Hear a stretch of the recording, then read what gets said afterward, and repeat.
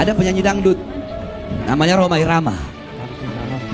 Rhoma Irama ngomong, habaib itu mendoktrin kalau Habib mau dia maksiat, mau dia zina, mau dia mabuk, tetap masuk surga. Makanya saya tanya, siapa Habibnya? Hah? Di mana? Kapan dia ngomong? Kalau memang ada Habib yang ngomong begitu, saya yang bantai dia di depan Rhoma Irama, saudara. Makanya Rhoma Irama jangan asal fitnah. Jaga kau punya mulut, jaga kau punya bacot. Kami para habaib, kami para ba'alawi tidak pernah diajarkan seperti itu, saudara. Walaupun nasab kami mulia, walaupun kami anak cucu Nabi, tapi kalau berbuat dosa, kalau berbuat maksiat, tetap tempatnya neraka. Yang saya tahu, Habib dulu itu banyak tukang orkes. Pemain suling Habib, tukang suling, pemain mandolin Habib, tukang mandolin, pemain ini gitar ceritanya Habib, Bang Rhoma ya. Yang joget Habib pada mabuk, joget mabuk. Ini gue cerita pengalaman, Bib. Pengalaman saya nggak mau kata orang enggak, yang saya alami. Nah, Pengalaman pribadi ini. itu Habib yang dulu muda mabuk itu, beberapa tahun yang lalu ketemu saya sudah bersorban, berjubah, tapi masih mabuk. Assalamualaikum warahmatullahi wabarakatuh. Allahumma sholli ala sayyidina Muhammad wa ala ali sayyidina Muhammad. Sahabat santri di manapun Anda berada ya. Kali ini kita mendengarkan ceritanya Bang Haji Rhoma Irama ya. Dulu ada oknum seorang Habib yang mengatakan bahwa apabila ada oknum ya melakukan dosa, zina, mabuk, ini dan itu masuk surga. Jadi benar ya apa yang disampaikan oknum tersebut ya. Kali ini kita mendengarkan ceritanya Bang Haji Rhoma Irama ketika dia masih muda. Bahkan Bang Rhoma Irama menjelaskan ketika dia masih muda itu tongkrongannya ya, cangkruannya ya. Kalau sekarang kan tongkrongan itu ada di kafe, ada di warkop ya. Tetapi waktu mudanya Bang Rhoma Irama ini tongkrongannya di masjid.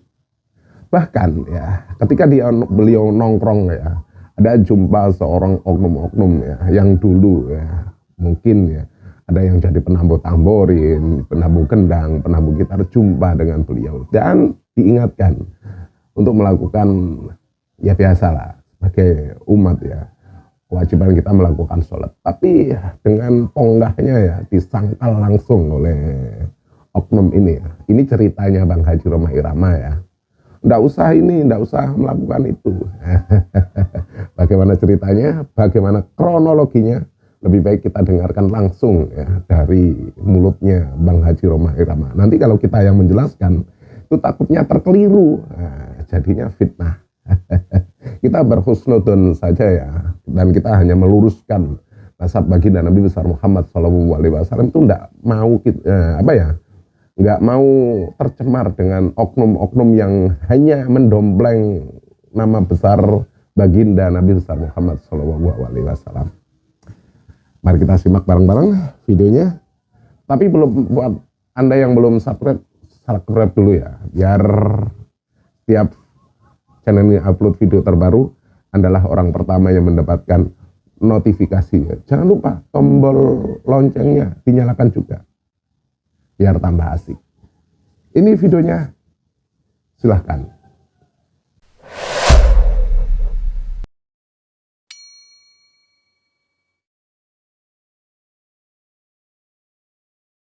Saya mau cerita, boleh?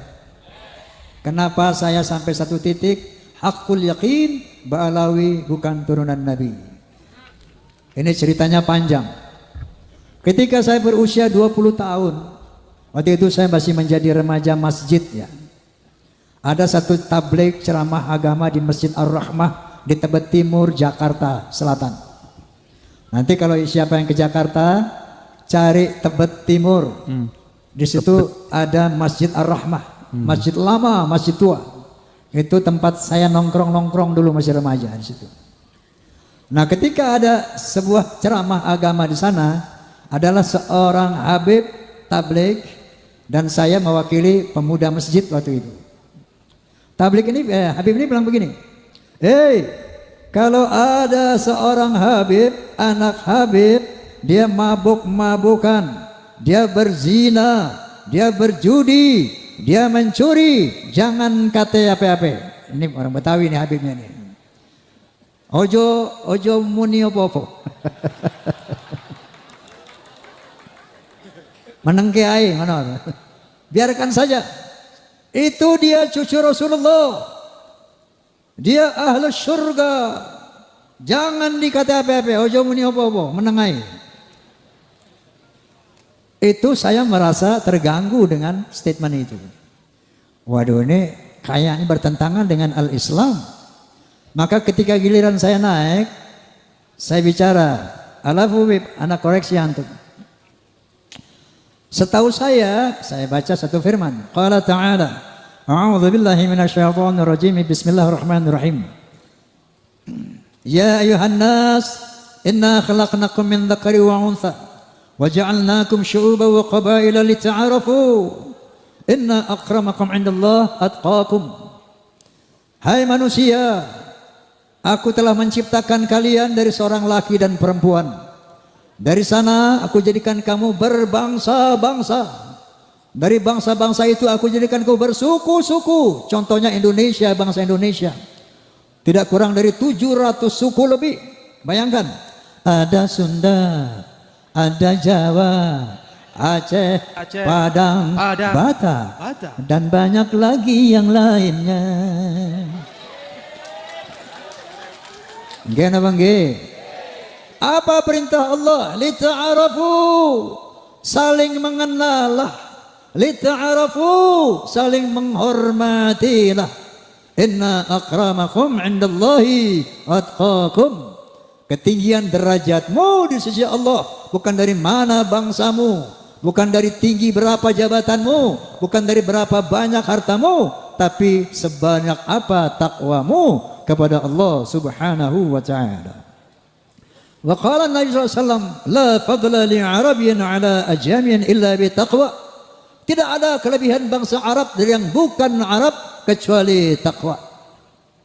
Gitu Bib, saya bilang. Wa qala Nabi sallallahu alaihi wasallam aidan, al jannatu lil muttaqina walau kana 'abdan habasyian wan naru lil 'asina walau kana sayyidan quraisyan hasimiyan. Surga itu buat orang-orang yang bertakwa walaupun dia budak dari bangsa Habsyi, dan neraka untuk orang-orang ahli maksiat walaupun dia sayyid Bani Quraisy, Bani Hashim, yang ini keturunan Nabi semuanya. Bahkan Rasulullah mengatakan, "Lau anna Fatimah binti Muhammadin saraqat laqad tu'tu yadaha." Seandainya Fatimah binti Muhammad mencuri, aku potong tangannya. Inilah al-Islam, dinul khalis. Rasulullah SAW adalah seorang nabi yang demokratis, tidak nepotis. Faham? Ini saya sampaikan. Ramai itu masjid malam itu. Wah, ini Bang Haji ini. Waktu itu saya sudah mengcounter mereka. Hati bukan mengatar. Mengapa? Mengadakan apa? Perbandingan seperti itu. Iya. Besoknya dipanggil saya Gus. Sama sesepuh Habib. Yang notabene bapaknya juga. Hei, Oma, ente ngomong apa semalam di masjid? Saya jelaskan bla bla bla bla. Habis ada Habib ngomong begini, maka saya jawab bla bla bla bla bla. Mohon koreksi Habib, saya bilang. Apa dia bilang? Yang ente katakan semuanya benar, nggak ada yang salah. Tapi tolong, ucapan kayak gitu jangan disampaikan lagi kepada umat di mana-mana. Cukup di situ aja semalam aja. Aduh. Kenapa Bib? Agar tidak mengganggu ukhuwah Islamiyah. Aduh, gimana itu? Ini astagfirullahalazim. Saat itu saya sempat berpikir mungkin benar juga ya. Dan saya lihat waktu itu belum terlalu berbahaya ini Mbak Alwi ini. Oke, makanya saya telenai di perut tuh. Sampai umur 78 tahun sekarang ini. Berapa tahun? Dari umur 20 sampai 78. 58 tahun saya pendam dalam perut kelakuan Mbak Alawi itu. Allah. Dan saya melihat dalam perjalanan saya ini. Saya dulu pemain musik di dua dunia. Pada satu malam minggu saya main band dengan lagu-lagu barat, dan pada malam minggu lain saya nyanyi lagu-lagu orkes Melayu dengan lagu India. Tumpah sai kayak gitu. Jadi yang saya tahu Habib dulu itu banyak tukes. Pemain suling Habib, Ahmad Albar. pemain mandolin Habib, pemain gitar Habib, yang joget Habib juga. Habib juga. Pada mabuk, Pada mabuk. joget mabuk. Ini gue cerita pengalaman, Beb. Pengalaman saya nggak mau kata orang enggak, yang saya alami. Nah, itu Habib yang dulu muda mabuk itu, beberapa tahun yang lalu ketemu saya sudah bersorban, berjubah, tapi masih mabuk. Wallahil azim. Allahu Akbar, ya Allah. Tidak kata orang, ini semua yang ceritakan pengalaman saya. Pengalaman Bang Haji ya. Pengalaman saya sendiri. Astagfirullah. Ente keren banget, Wi. Namanya ujungnya Wi. Nggak usah saya bilangin nama siapa. Abalawi apa? Wi, Alawi. lo jadi ulama, Wi. Iya biasa dah. Kok mulut lu bau minuman sih, Wi? Emang apa? Gua minum masuk aja jadi air putih. Aduh. Pengalaman saya dengan Habib ini. Itu menjadi air putih. Satu saat ini memang teman saya Habib dulu, zaman muda itu. Ya. Ya Allah. Saya main catur dengan seorang anak Habib yang diyakini waliullah. Bapaknya ini Habib Anu, nggak perlu saya sebut namanya, tapi Iya. populer di kalangan Habib. Habib Anu min jumlatil aulia. Oh, saya nggak sebutkan namanya. Ini saya cerita kisah saya sendiri, saya nggak kata orang lain. Iya. Main catur nih, nggak lama azan asar. Allahu Akbar, Allahu Akbar. Saya bilang, Mat, namanya Mamat. Mamat. Mat, sholat dulu ya azan tuh. Alah, ngapain sholat? Ngapain sholat? Itu sholat bikinan jid gue. Wih, Tenang aja lo, nggak ada apa-apa, nggak usah sholat. Itu kelakuan mereka seperti itu. Ternyata begitu ada polemik nasab, mereka sering mengklaim kita nih ahlul bait. Kita dibersihkan oleh Allah Subhanahu wa taala. Ternyata ini menjadi doktrin mereka selama ini. Kenapa mereka bisa berbuat maksiat seenaknya? Dia mengaku ahlul bait dan dibersihkan dari dosa. Padahal apa sih ahlul bait? Iya. Secara bahasa, secara lughah, ahlu al-bait artinya apa? Ahlu al-bait, ahli rumah. Orang yang serumah dengan Roma Irama itu ahlul bait Roma. Anda tahu kan anak siapa? Anak saya siapa aja?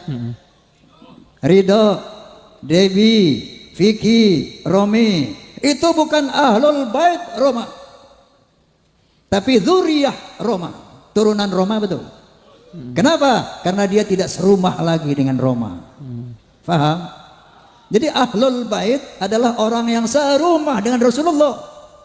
Maka dikatakan ahlul bait Rasul itu ada 5 orang.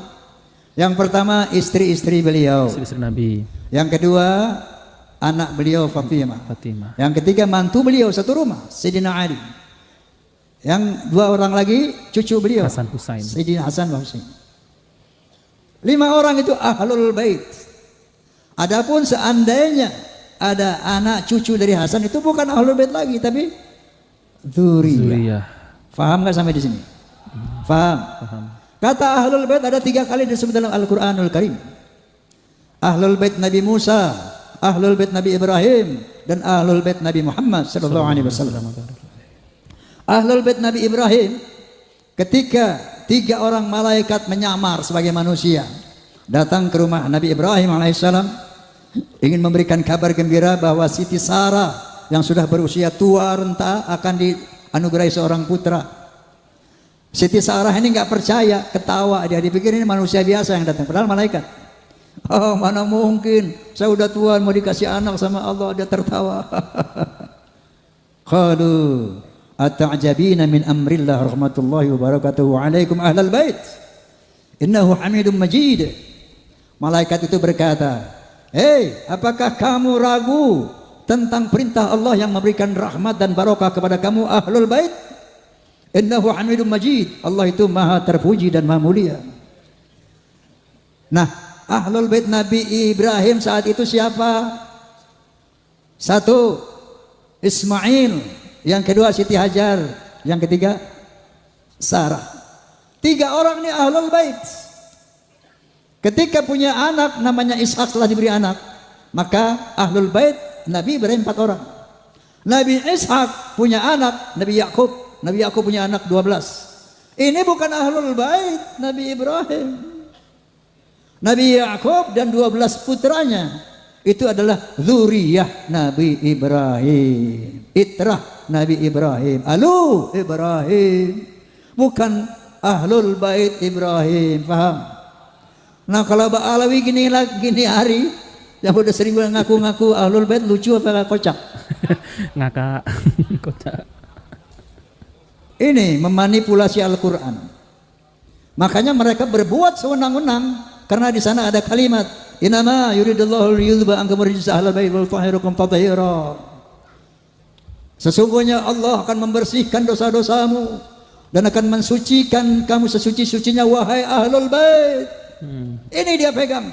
Ini didoktrinkan kepada turunannya sehingga mereka merasa bebas melakukan kejahatan apapun karena mereka akan dibersihkan dari dosa dan akan disucikan sesuci-sucinya. Padahal kalau kalian baca Al-Ahzab 28 sampai 33 jelas sekali bahwa ada satu kalimat ya nisa'an nabi manja'an min kunna bi fasyatin sayi'atin yudha'af la adabu dhi'fain. Istri Nabi, kalau ada di antara kamu yang berbuat dosa yang nyata, azabmu 2 kali lipat. Ahlul bait itu. Walaupun kalau berbuat baik, pahanya 2 kali lipat. Tapi berbuat dosa, kata Allah, dia fine 2 kali lipat. Lalu Allah mengatakan kepada istri-istri Nabi yang notabene ahlul bait, apa kata Allah? Wa qarna fi buyutikunna wa la tabarrujna tabarrujal jahiliyatil ula wa aqimna shalah wa atina zakah wa ati'na Allah wa rasulah. Jangan kalian keluar rumah wahai istri-istri Nabi ahlul bait. Yang kedua, wala tabarrujna tabarrujal jahiliyatil ula, jangan berkelakuan seperti orang-orang jahiliyah. Tegakkan salat, bayar zakat, taati Allah dan Rasul. Baru innama yuridullahu liyudhhiba ankum rijsa ahlal bait. Baru aku bersihkan kamu dari dosamu dan aku bersihkan kamu sesuci-sucinya. Paham? Dipelintir ayat ini. Pelintir ayat ini ya. Sehingga dia mengaku sebagai ahlul bait dan dia bebas berbuat kemungkaran apapun sampai berani menzinahi istri orang. Ada di Malangnya begitu? Ada.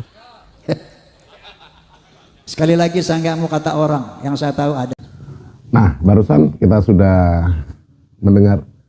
Terima kasih sudah klik video ini yo, Sobat Santri di manapun Anda berada. Barusan kita sudah mendengarkan penjelasan demi penjelasan Bang Rhoma Irama. Beliau menjelaskan banyak oknum-oknum dalam tanda kutip ya, yang melakukan kemungkaran. Ada yang mabuk, ada yang judi, bahkan ada yang main perempuan. Jadi kita kembali ya, flashback, kita kembali berpikir apakah benar mereka ini merupakan dzurriyyah baginda Nabi besar Muhammad SAW yang katanya nasabnya tersambung ya, mengaku-ngaku. Apabila ada orang yang mengaku-ngaku sebagai dzurriyyah Nabi, itu harus mempertanggungjawabkannya dengan tingkah laku, entah itu perilaku, entah itu dari perkataan dan lain sebagainya. Seharusnya memberikan contoh-contoh tauladan yang terbaik, yaitu contoh-contoh seperti baginda Nabi besar Muhammad SAW. Kita harus sedikit berpikir ya, apakah benar?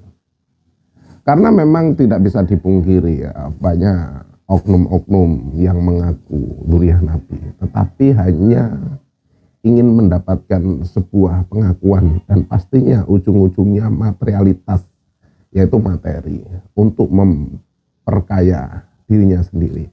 Karena banyaknya oknum yang mengaku sebagai dzurriyyah Nabi itu semakin menjadi nasab baginda Nabi besar Muhammad SAW yang sangat kita hormati ya, itu semakin rancu.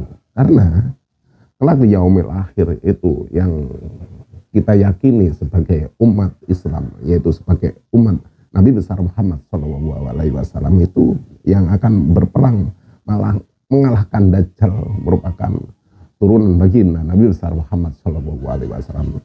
kalau ada orang dalam kutip oknum yang mengaku Dzurriyyah baginda terus mencemarkan nasabnya dengan melakukan hal-hal yang dilarang oleh agama, itu patut dipertanggungjawabkan, patut dikoreksi, patut di cross check ya dengan jelas. Dengan adanya tesis Kiai Haji Maduddin Utsman Al-Bantani yang semakin menggelinding ya, itu sekarang itu mungkin orang-orang kembali berpikir ya. Banyak orang yang sudah sedikit luntur karena doktrin-doktrin yang mengatakan bahwa golongan Ba'alawi ini merupakan dzurriyyah Nabi besar Muhammad SAW. Sampai di sini dulu jumpa kita. Mungkin ada yang terkeliru. Saya cuma mereaksi sebuah video, jadi izinkan saya mohon maaf yang tak ringga apabila ada tutur kata saya yang salah. Saya akhiri, wabillahi taufiq wal hidayah. Wassalamualaikum warahmatullahi wabarakatuh. Tetap semangat, ojo lali, mojo sholawat.